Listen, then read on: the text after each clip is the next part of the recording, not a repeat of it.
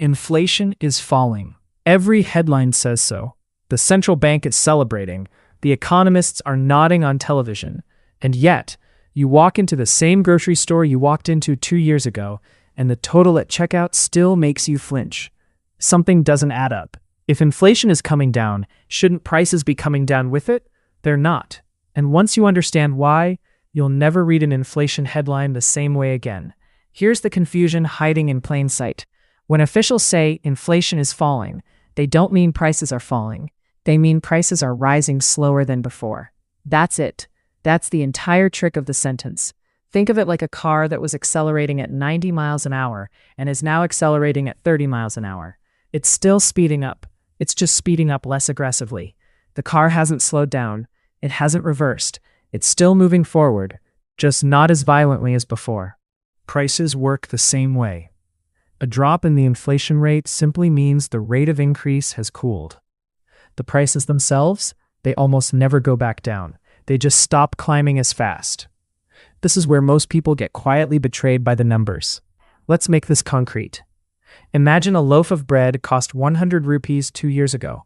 Inflation hits and it jumps to 120. That's a 20% increase. Painful, but people adjust. Then inflation falls. Now prices are only rising by 5% a year. Sounds like relief, right? Except that 5% is now being calculated on top of 120, not 100.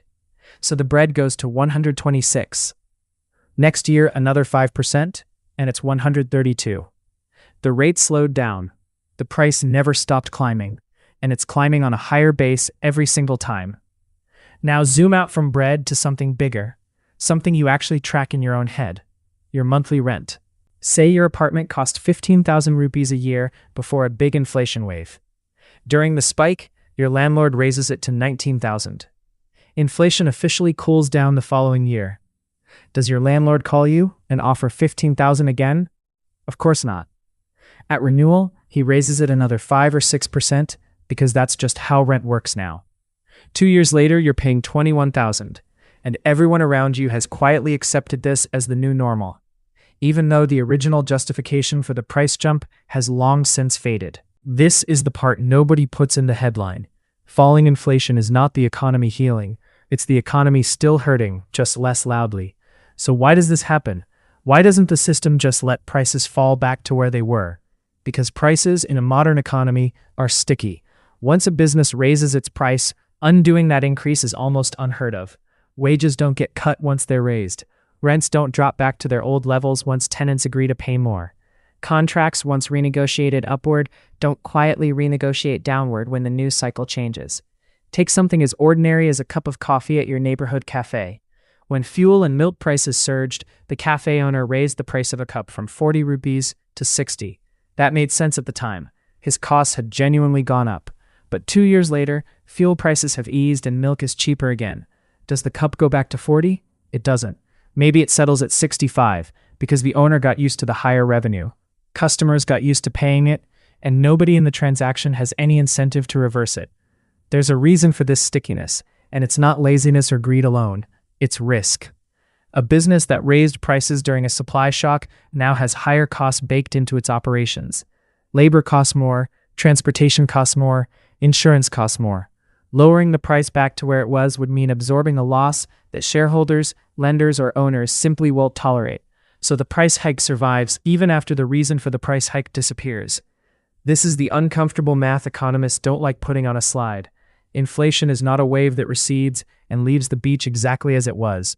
It's a wave that recedes and leaves the sand permanently rearranged. Now here's where it gets more unsettling. Central banks don't actually have a tool to bring prices back down. Their only real lever is interest rates, and interest rates don't erase past price increases. They only slow down future ones. Raising interest rates is like telling a runner to jog instead of sprint. It doesn't send them back to the starting line. It just changes how fast they keep moving forward. Picture a central bank governor raising rates aggressively for a year, and the next year, headlines announce a victory, inflation down from 7% to 4%. It sounds like the fight is won, but nothing in that policy move touched the price of the onions, the cooking gas cylinder, or the school fees that already jumped 25 to 30% during the spike. Those increases are permanent residents now. The policy only stopped new increases from stacking on quite so fast. This is the gap between what people expect from fighting inflation and what monetary policy can actually deliver. The public hears the central bank is cracking down on inflation and expects prices to go back down to where they were. But in reality, they might only stop going up as fast as before, and pictures prices retreating. What actually happens is prices simply stop rising quite so aggressively, while remaining locked in at their new higher level forever. That's the illusion sold every time a finance ministry announces a policy win. Inflation fell from 7% to 4%. Cue applause. But nobody explains to the public that this 4% is compounding on top of years of accumulated 7, 8, sometimes 9% increases already baked into rent, groceries, fuel, and wages. The number went down, the pain did not. There's a deeper layer here too, and it's the part that rarely gets discussed outside academic papers. Even if inflation hit zero tomorrow, meaning prices stopped rising entirely, that still wouldn't undo the increases that already happened. Zero inflation isn't a rewind button, it's a pause button.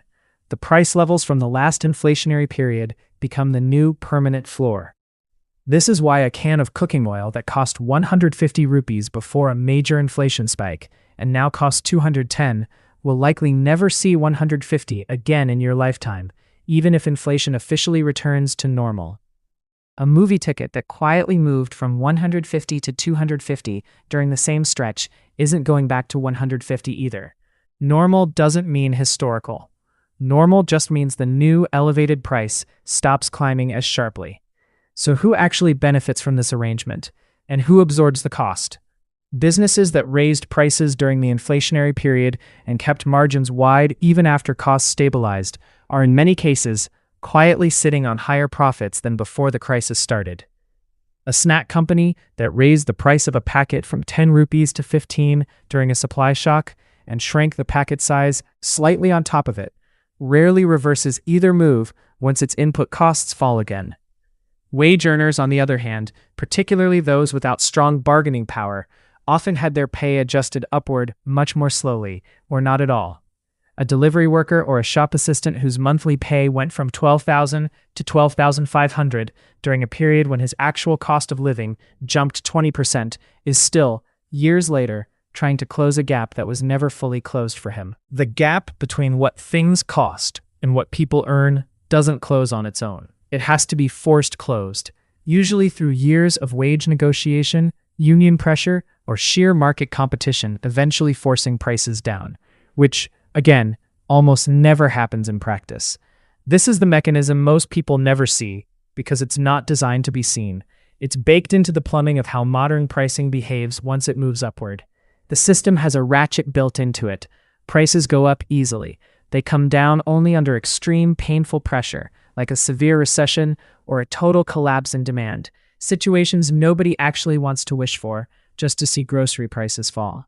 So the next time a finance minister or a central banker proudly announces that inflation has cooled, ask the sharper question underneath the applause. Cooled compared to what? Cooled from where? And most importantly, cooled all the way back to what people were paying before, or just cooled in its rate of climbing further away from it? Because those are not the same story, even though they're delivered in the exact same tone of relief. Prices stay high after inflation falls, because falling inflation was never a promise to lower prices. It was only ever a promise to raise them more slowly. And once you notice that distinction, you have to ask yourself something uncomfortable. If the system is built so that prices can climb fast, but almost never fall back, what exactly are we celebrating every time inflation numbers go down?